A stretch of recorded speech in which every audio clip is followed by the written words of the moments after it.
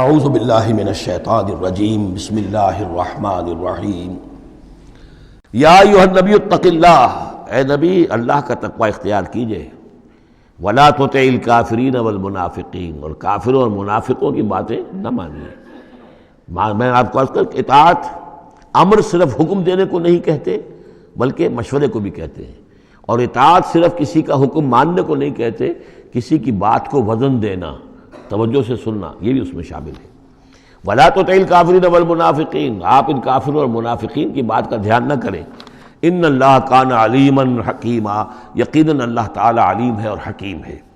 وَاتَّبِعْ مَا يُوحَىٰ إِلَيْكَ مِن رَّبِّكَ، اور پیروی کیجئے اس کی کہ جو آپ کی طرف آپ کے رب کی طرف سے وحی کی جا رہی ہے۔ ان اللہ کان بما تعملون خبیرا، اور جو کچھ تم کرتے ہو اللہ اس سے واقف ہے۔ وَتَوَکَّلْ عَلَى اللَّهِ، اور اللہ پر توکل کیجئے۔ وَكَفَىٰ بِاللَّهِ وَكِيلًا، اور اللہ ہے کافی ہے آپ کے توکل کے لیے، آپ کے لیے سہارا۔ یعنی یہ کہ آپ لوگوں کی جو پروپیگنڈا ہوگا اس کا اندیشہ ہے آپ کو، اس کا بالکل دھیان نہ کیجئے۔ مَا جَعَلَ اللَّهُ لِلرَّجُلِ مِن قَلْبَيْنِ فِي جَوْفِهِ، اللہ تعالیٰ نے کسی انسان کے دل میں دو دل نہیں رکھے، کسی کے سینے میں، کسی کے پیٹ میں، یہاں پہ جوف جو ہے خالی جگہ کو کہتے ہیں، تو سینے کے اندر، کیونکہ یہ کیویٹی کہلاتی ہے، چیسٹ کیویٹی، اور پھر دوسری جو ہے ایبڈومینل کیویٹی ہے، تو اس میں دو دل نہیں رکھے ہیں، مگر دل ایک ہی ہوتا ہے۔ اسی طریقے سے گویا کہ بات کہی جا رہی ہے، کہنے کو تو ہم کہہ دیتے ہیں کہ دل جو ہے اور ہمارے دل یکجا ہو گئے ہیں، دل سے دل مل گیا، لیتا تو دل ہی رہتا، ایک ہی رہتا ہے انسان کا اپنا دل۔ لیکن اسی طریقے سے کسی شخص کی دو مائیں نہیں ہوتی، ماں تو وہی ہوتی ہے جس نے اس کو جنا ہے، اور کسی شخص کا بیٹا جو ہے بیٹا وہی ہوتا ہے جو اس کی صلب سے پیدا ہوا ہو۔ باقی یہ ہے کہ منہ بولا بیٹا جو وہ بیٹا نہیں بن جاتا۔ وَمَا جَعَلَ أَزْوَاجَكُمُ اللَّائِي، اور نہیں اللہ نے بنایا ہے تمہاری ان بیویوں کو، اللَّائِي تُظَاہِرُونَ مِنْهُنَّ، کہ جن سے تم زہار کر بیٹھتے ہو۔ یا زہار کا مضمون سورہ مجادلہ میں آئے گا۔ عربوں میں روایت یہ تھا کہ بہت ناراض ہو گئے، بیوی سے کہہ دیا تم تو میری ماں کی طرح ہو، گویا کہ اب یہ ہمیشہ کے لیے حرام ہو گئے۔ طلاق مغلظ کا بھی مغلظ در مغلظ طلاق ہو گئی، اب وہ کسی طرح بھی اس کے لیے اس سے کوئی تعلق رکھنا جائز نہیں ہے۔ تو یہ زہار جو ہے ماں بنا دیا، کہہ دیا کہ ماں بن گئی، تو گویا کہ ماں بن گئی، لیکن اللہ تعالیٰ کے ہاں وہ ماں نہیں بنتی، ماں تو وہی ہے، جیسے کہ فرمایا وَمَا جَعَلَ أَزْوَاجَكُمُ اللَّائِي تُظَاهِرُونَ مِنْهُ أُمَّهَاتِهِمْ، جن سے تم زہار کر بیٹھتے ہو، جنہیں تم یہ کہتے ہو کہ تم میری ماں کے مانند یا ماں کی پیٹھ کے مانند ہو میرے لیے، تو وہ اللہ تمہاری مائیں نہیں بن جاتی۔ وَمَا جَعَلَ أَدْعِيَاءَكُمْ أَبْنَاءَكُمْ، نہ تمہارے منہ بولو بیٹوں کو اللہ تعالیٰ نے بیٹا بنایا ہے۔ ذَلِكُمْ قَوْلُكُمْ بِأَفْوَاهِكُمْ، یہ تو تمہاری منہ کی باتیں ہیں، منہ سے تم نے وہ جملہ کہہ دیا، تم تو میری ماں کی مانند ہو یا ماں کی پیٹھ کے مانند ہو، اور اسی طریقے سے کہہ دیا تم میرے بیٹے ہو، بیٹا تو وہی ہوگا۔ واللہ یقول الحق، اللہ تعالیٰ حق فرما رہا ہے، وہو یہدی السبیل، اور وہی سیدھے راستے کی طرف ہدایت دینے والا ہے۔ ادعوہم لآبائہم، لوگوں کو پکارا کرو ان کے باپوں کے ساتھ، باپوں کے نام کے ساتھ۔ چنانچہ یہ حکم ہے، اگر آپ نے کسی کو لے لیا ہے، کوئی اپنے بھتیجے کو، بھانجے کو، آپ کے ہاں اولاد نہیں ہے، تو بہت سے مسائل آ جاتے ہیں، لوگ کہتے ہیں کہ میں اپنا نام لکھوا دوں اس کے باپ کی جگہ تاکہ اس کو پتہ نہ چلے، چھوٹے سے بچے کو لے آئے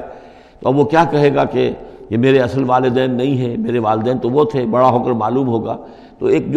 یہ سمجھیے کہ سائیکولوجیکل شوق جو پہنچتا ہے، اس سے بچانے کے لیے بعض لوگ سوچتے ہیں کہ ہم اپنا ہی نام درج کروا دیں وہاں پر، اور اس کا نام ولدیت اسی کے، لیکن نہیں، یہ حرام مطلق ہے۔ قرآن مجید کا یہ صاف حکم ہے، قول یہ ادعوہم لآبائہم،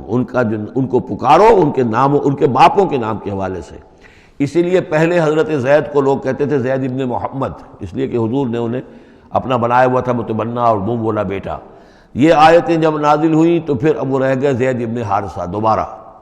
وہ زید ابن محمد اب نہیں رہے۔ ادعوہم لآبائہم هو اقسط عند اللہ، یہی زیادہ مبنی بر انصاف ہے اللہ کے نزدیک۔ فإن لم تعلموا آباءهم فإخوانكم في الدین، اور اگر تم جانتے نہیں ان کے باپ کو، کہیں کوئی بچہ جو ہے، چھوٹا سا بچہ کہیں مل گیا ہے، معلوم نہیں، نہ اس کو ہوش تھا،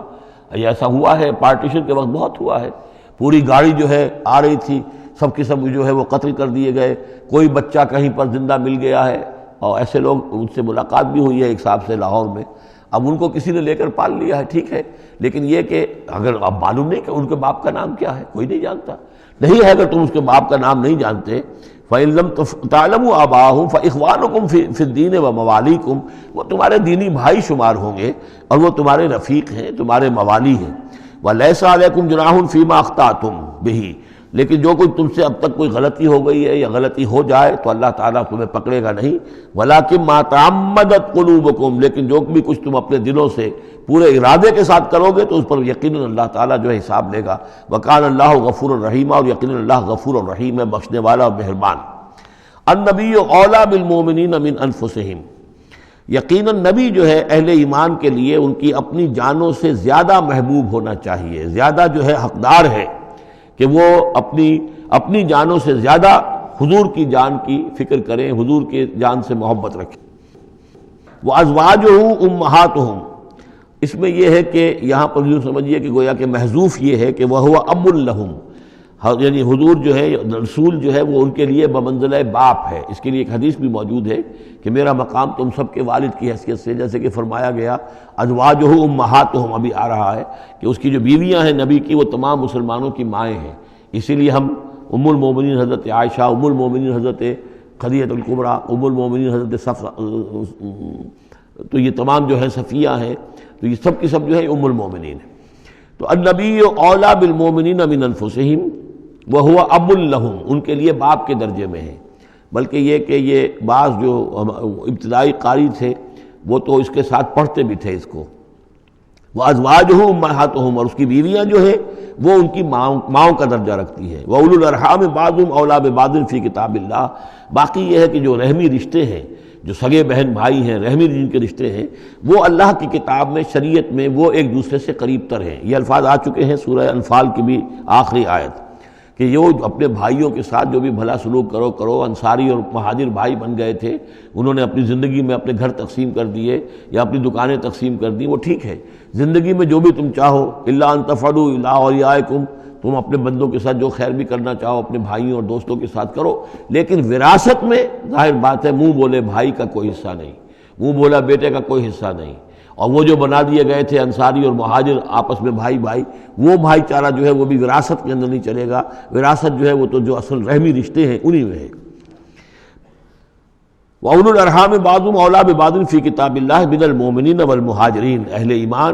اور مہاجرین ان سب کا معاملہ یہی ہے۔ إِلَّا أَن تَفْعَلُوا إِلَىٰ أَوْلِيَائِكُمْ مَعْرُوفًا، ہاں تم اپنے دوستوں کے ساتھ کوئی نیک سلوک کرو، بھلائی کرو، ان کو کچھ اپنے زندگی کے اندر تم اگر کچھ ہبہ کرنا چاہتے ہو ہبہ کر سکتے ہو، یہ سارے کام ہو سکتے ہیں، لیکن قانون اور شریعت اور وراثت اس میں ان کا کوئی حصہ نہیں۔ کان ذالک فی الکتاب مستورا، یہ تمام چیزیں جو ہیں کتاب میں پہلے سے لکھی ہوئی ہیں۔ اس لیے بھی کہ یہ چیزیں جو آ چکی ہیں اول تو یہ کہ تورات میں بھی ہوں گی، لیکن سورہ نساء میں بھی یہ باتیں آ چکی ہیں، اسی طریقے سے سورہ انفال میں بھی آ چکی ہیں۔ وَإِذْ أَخَذْنَا مِنَ النَّبِيِّينَ مِيثَاقَهُمْ، اور ذرا یاد کرو جب کہ ہم نے لیا تھا انبیاء سے ایک میثاق۔ یہ آل عمران میں ہم پڑھ چکے ہیں، 81 اور 82 نمبر 81 82 آیات ہیں یہ، اس میں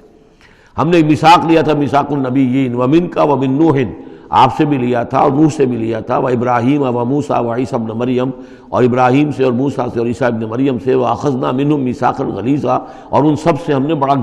گاڑھا قول و قرار لیا تھا، میثاق لیا تھا۔ یہ ذکر ہو چکا ہے سورہ آل عمران میں۔ اور یہاں بھی نوٹ کیجئے، اگر ہم یہ نہ مانیں کہ یہ ارواح کا معاملہ ایک علیحدہ وجود ہے اور یہ پہلے پیدا کر دیے گئے تھے، تو میثاق کب لیا گیا؟ ان سب کو کیسے جمع کیا گیا؟